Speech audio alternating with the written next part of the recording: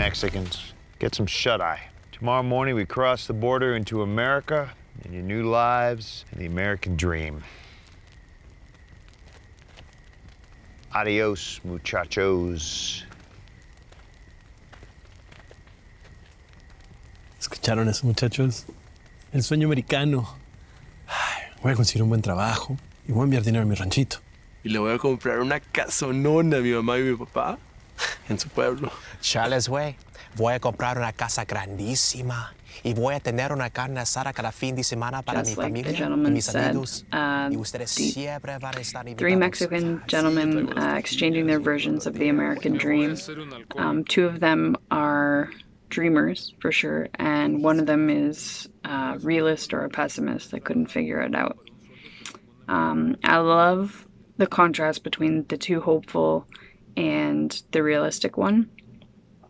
The version described by him sounded like a scary campfire story, to be honest, or a nightmare. But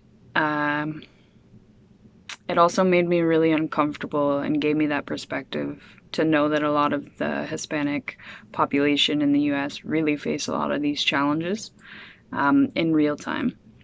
This short is dark, brazen, and sprinkled with two hopefuls for comedic relief. It really drives its point, and it works to ensure that its viewers will leave better educated on the subject and better informed, and possibly even do some digging of their own. This one was funny. I got a lot of laughs. Just really well written, well thought out. For such a simple sketch, it was just, really worth checking out. There's some laughs in there, and it's just great. This short film is surprisingly deep. It was cynical, critical, totally. It was excellent. I really enjoyed this setting and the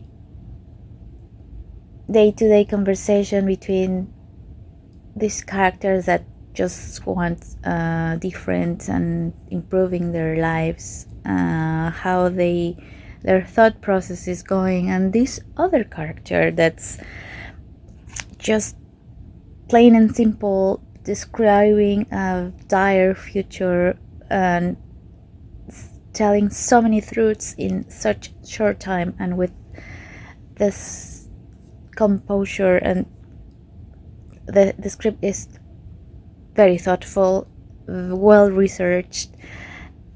This is an amazing job. I really liked it. It's crazy to hear the two men talking about their dreams, and then the third man is although some might see it as more pessimistic, it was honestly just unfortunately kind of realistic, and it's what he was saying was heartbreaking, but it was also, I think what makes it the most heartbreaking is the truth behind it, specifically when they were talking about the unfair treatment that their kids were going to receive because of their race, and how they were just going to have a much harder time because of their race. So I feel like it was we are kind of getting hit with reality. And even though there's definitely an underlying tone of humor in this, it was definitely it was unfortunate. He was definitely speaking the truth. But I really enjoyed this film, and I think it's very important to talk about. The performances of the two men, who are quite wide-eyed and unaware of what might happen when they come to the States, are quite amusing in their banter. But the other fellow is very, very sarcastic and cynical, but perhaps a realist. And the performances of all three are strong. The staging is very simple, and it's a very timely piece.